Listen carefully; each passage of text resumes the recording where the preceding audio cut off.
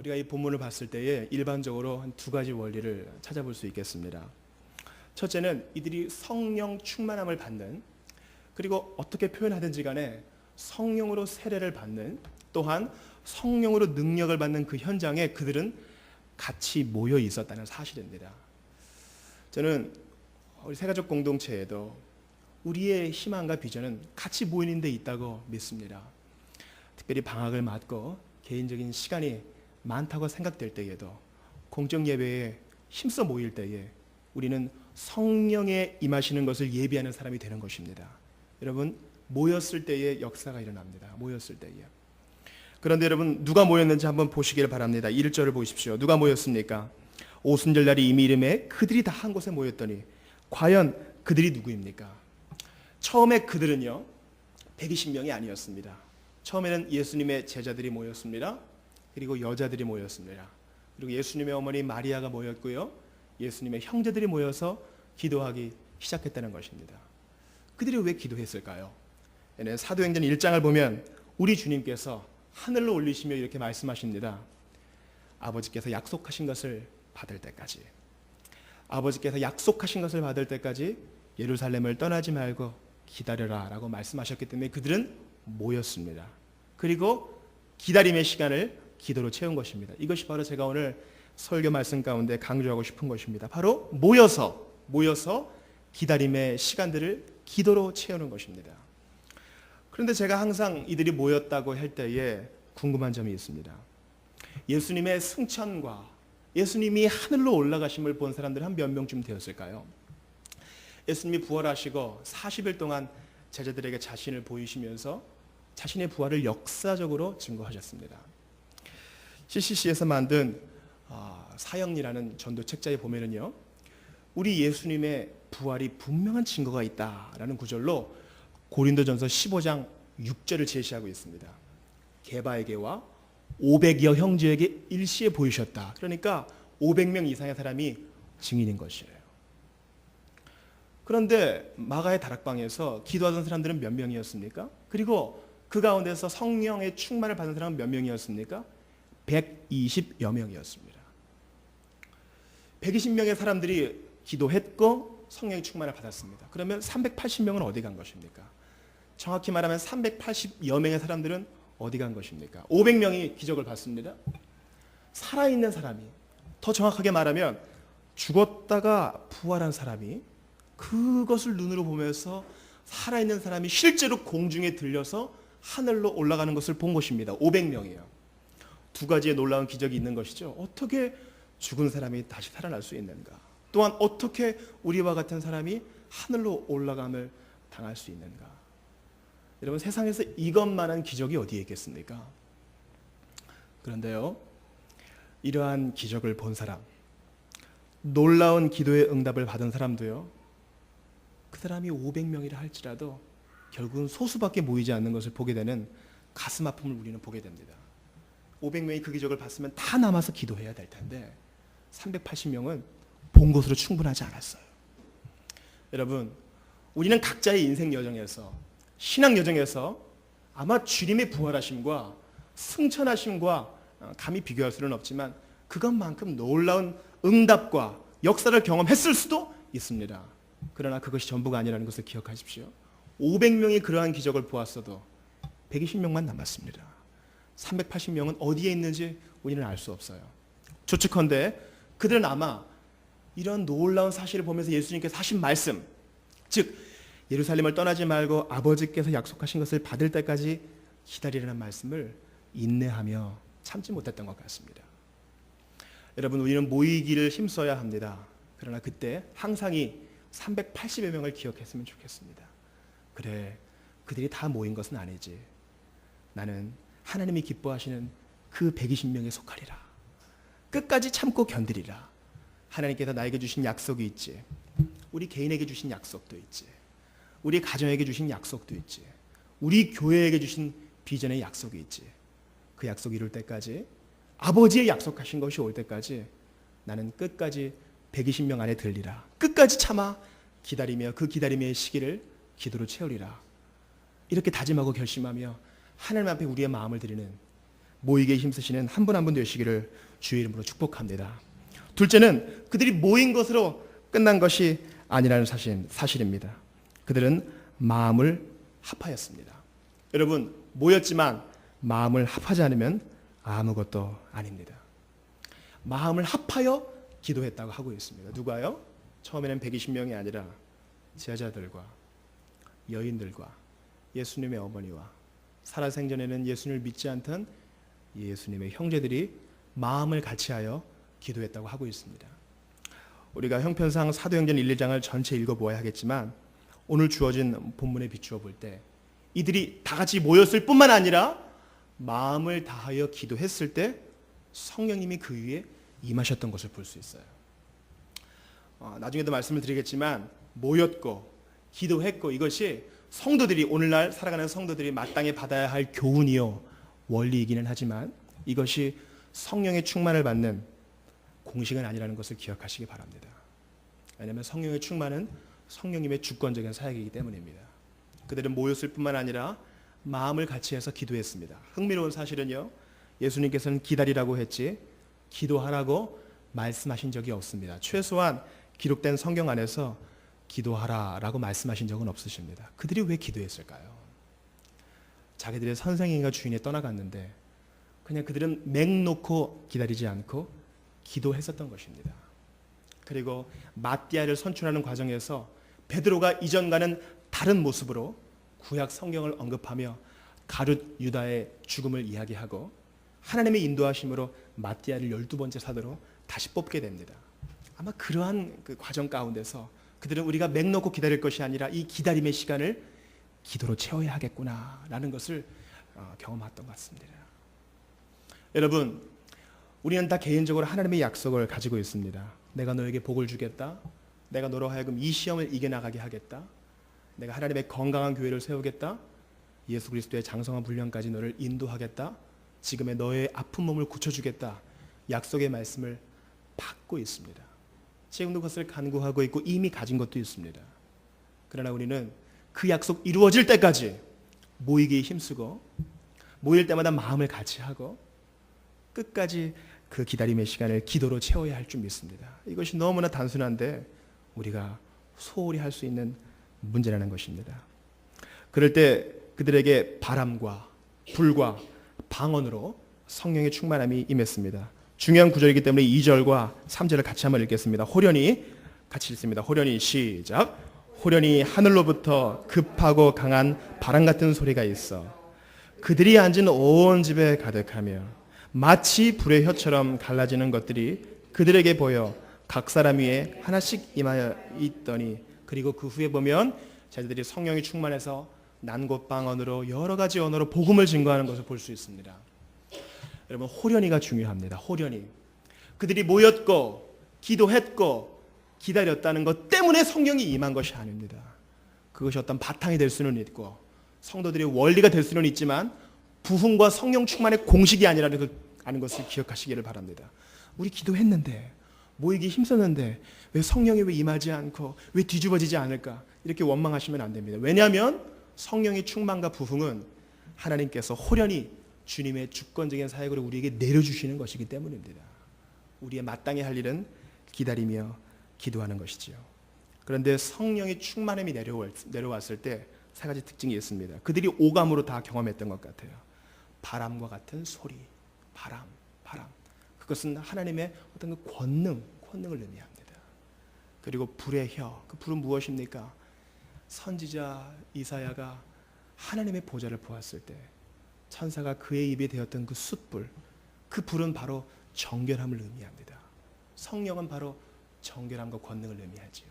그리고 더 위대한 것은 하나님께서 각각의 언어로 복음을 증거하게 하심으로 이제 그리스도의 메시지가 하나님의 복음이 온 인류에 보편적으로 이스라엘뿐만 아니라 모든 민족에게 보편적으로 그들의 언어로 적용된다는 것을 의미합니다. 권능, 정결함, 그리고 복음의 보편성을 의미하는 것입니다. 하나님께서 오감을 통해 그들에게 이것을 알려주셨습니다. 근데 제가 3절에 있는 마치 불의 혀처럼 갈라지는 것들이 그들에게 보였다라는 말씀에 마음이 가기 시작했습니다. 왜 하필이면 불의 혀일까? 불의 혀일까? 어떤 불의 말이나 불의 소나 불의 팔이나 불의 다리 이렇게 표현할 수도 있을 텐데 왜 불의 혀일까요, 여러분? 불의 혀가 무엇일까 생각해 보신 적 있으십니까? 불의 혀. 저는 이 시간 성령이 관계 회복의 영이자 커뮤니케이션의 영임을 여러분에게 알려드리고 싶습니다. 왜 불의 혀일까? 먼저 불의 혀 같은 성령의 충만이 각 제자들에게 임하자 그들이 각자의 언어로 여러 나라의 말로 복음을 증거했습니다. 그 불의 혀가 그들로 하여금 그 예전에 바벨에서의 저주를 축복으로 바꾸게 되는 것이죠. 커뮤니케이션의 영이신 성령께서는 불의 혀처럼 각 사람에게 임하셔서 하나님과 사람 사이에 단절된 관계를 복음으로써 예수 그리스도의 십자가로서 이을 수 있도록 임하신 것입니다. 또 하나 불의 혀처럼 임하신 성령께서는 하나님과 사람 사이의 관계 단절을 회복시키실 뿐만 아니라 그 불의 혀가 사람과 사람 사이의 관계의 회복을 이룬다는 사실입니다. 여러분 왜 그럴까요? 사람과 사람 사이의 관계의 단절은 바로 혀 때문에 그렇습니다.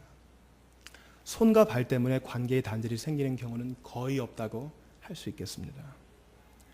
무엇이 사람과 사람 사이의 관계의 단절을 낳습니까? 말 한마디 때문에 그렇습니다. 오해의 소지가 있는 말 한마디 때문에 그렇습니다. 무엇이 교회를 분열하게 만듭니까? 바로 뒤에서 수근수근대는 말 때문에 그렇습니다.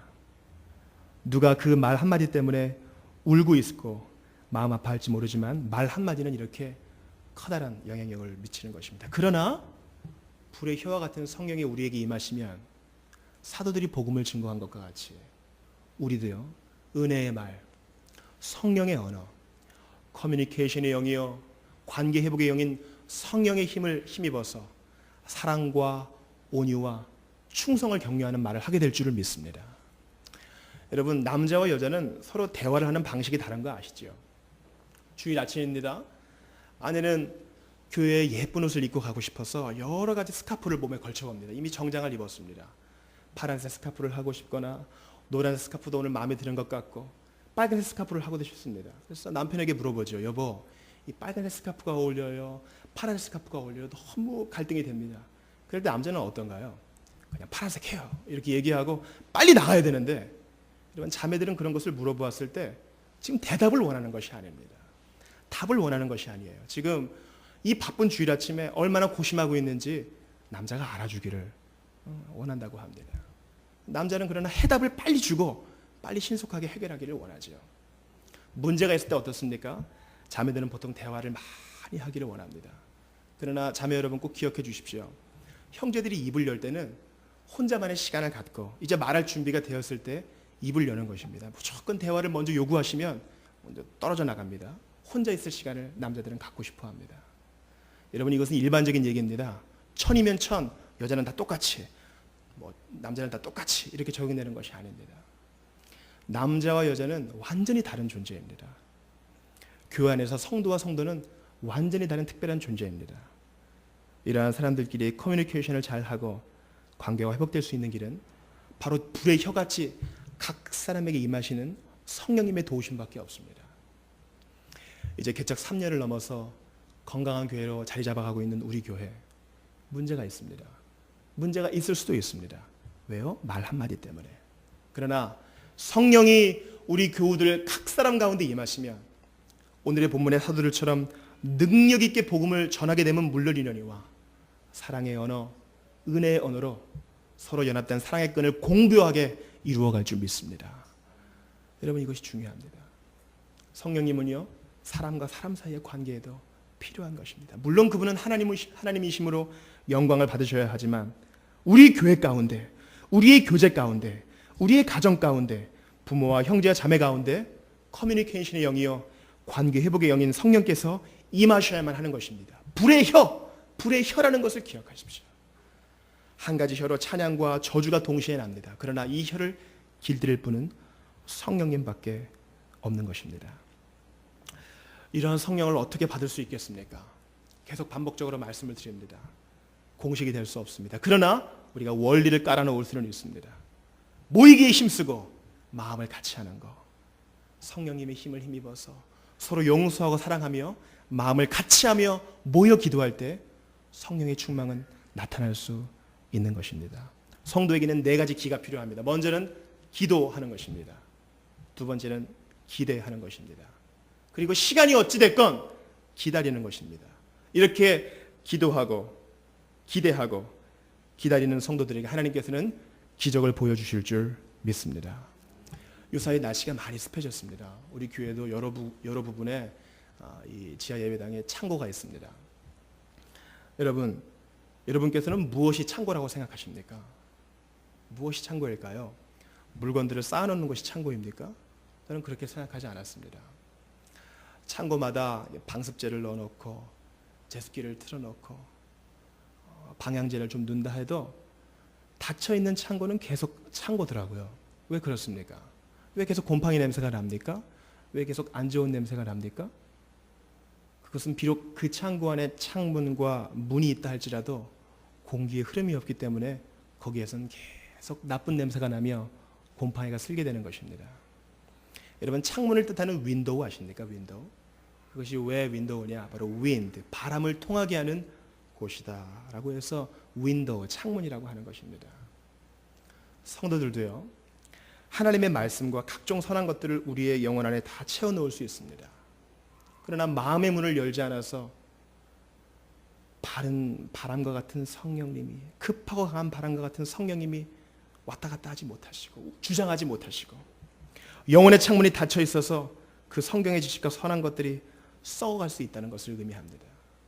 여러분, 우리는 성령의 충만을 바란다고 하면서 간절히 부르짖으면서 또 모이기도 하고 마음도 같이 한다고 하면서 우리의 마음을 닫아놓고 있지는 않습니까? 각종 선한 것들 들어서 많이 알고 있는데 마음을 닫아놓고 창문을 닫아놓아서 우리의 영혼에서 혹시 곰팡이 새는 냄새 나고 있지는 않습니까? 마땅히 예수 그리스도를 아는 냄새, 그 향기를 드러내야 할 텐데 은밀하게 창문을 잠가놓고 은밀하게 우리의 영혼의 문을 닫아놓아서 성령님이 도저히 운행하실 수가 없어요. 들어갈 수가 없는 거죠. 창문이 닫혀서, 문이 닫혀서. 그러나 여러분, 제자들은 그렇게 하지 않았습니다. 예수님이 죽으시기 전까지 내가 높다, 네가 높다 하던 사람들이 이제는 서로 마음을 합하여 기도할 때 성령님이 임하셨던 것입니다. 여러분, 마음의 문을 여셔야 합니다. 세상 사람들은 다 속일 수 있어요. 우리의 순장님과 순원들과 목사님도 속일 수 있습니다. 그러나 하나님은 속일 수 없어요. 우리의 영혼의 창문을 닫아놓고 이것만은, 우리의 마음을 닫아놓고 이것만은, 그러면 성령님이 절대 유통하지 못하십니다. 성령님이 장악할 수 없어요. 하고 싶어도 못하세요. 웃기는 일이죠. 전능하신 하나님이 못하시는 일이 있습니다. 그것은 우리의 영혼의 창문과 마음의 문을 강제로 여는 것이에요. 마치 사랑하는 남자가 사랑하는 여인을 강제로 사랑해서 데려다 하는 것이 아닌 것처럼 우리 주님은 인격적으로 우리 스스로 그 마음의 창과 영혼의 문을 열기를 기다리고 계십니다. 말씀 마치기를 원합니다. 오늘은 좀 오랜 시간 뜨겁게 기도하기를 원하는데요. 오늘 설교를 통해 제가 여러분과 나누고 싶은 말씀은 바로 성도는 누구나 약속의 말씀을 붙들고 기다리는 것이 있는데 우리는 그 기다림의 시간을 제자들처럼 기도로 채워야 한다는 것입니다. 기다림의 시간을 기도로 채우지 못하고 조급하면 이스마엘이요, 기다리고 기다렸더니 나의 발을 반석 위에 두사 경고케 하셨도다 고백하게 되면 이삭을 보게 될 줄 믿습니다. 우리가 조급하게 되면요, 이스마엘이요, 오래 참으면 이삭입니다. 특별히 우리 청년들도 결혼과 진로의 문제에 있어서 조급하게 되면, 그래서 믿지 않는 사람과 멍해를 함께하게 되면 이스마엘보다 더한 일생의 질고를 지게 됩니다. 진로도 마찬가지입니다. 이것이 더 좋은 길 같고 더 돈 많이 주는 것 같아도 기도하지 않고 조급하게 결정하게 되면 평생에 풀어지지 못할 이스마엘이 될 수 있는 것입니다. 주님, 내가 오래 참고 기다려서 사도들처럼 성령의 충만함을 받아 하나님께 영광을 돌리게 하여 주옵소서. 복음을 전하고 싶지만 할 수 없습니다. 왜요? 성령의 충만함이 없기 때문입니다. 사랑하고 싶지만 사랑할 수 없습니다. 왜요? 성령의 충만함이 없기 때문입니다. 능력 있게 살아가고 싶고 사랑하고 싶고 제자답게 살고 싶지만 왜 못합니까? 성령의 충만이 없기 때문입니다. 이 시간 소멸케 하시는 성령께서 우리의 마음의 죄를 보여주신다면 이 시간 회개하고 간구하며 다시 한번 초심으로 돌아갈 수 있기를 바랍니다. 사도들처럼 180도 달라진 인생으로 살아갈 수 있도록 도와달라고 함께 기도했으면 좋겠습니다. 우리 함께 오늘 주신 말씀을 붙들고 5분 이상 간절히 기도합시다. 먼저 조용히 주님을 기다리면서, 주님, 나의 영혼의 창문은 과연 열려 있습니까? 닫혀 있습니까? 내 영혼의 문은 닫혀 있습니까? 열려 있습니까? 나는 과연 모이기에 힘씁니까? 모였다 할지라도 마음은 딴 곳에 가 있지는 않습니까? 성도들은, 사도들은 마음을 같이하여 성령의 충만함을 받았는데, 주님, 나에게 문제가 있어서 지금 성령의 능력 받지 못하고 있는 것이 있다면 돌이키게 하여 달라고 오늘 말씀 붙들고 자기를 점검하며 주께서 내 영혼을 감찰해 주시기를 간구하며 함께 기도하겠습니다. 하나님 아버지, 하나님 아버지.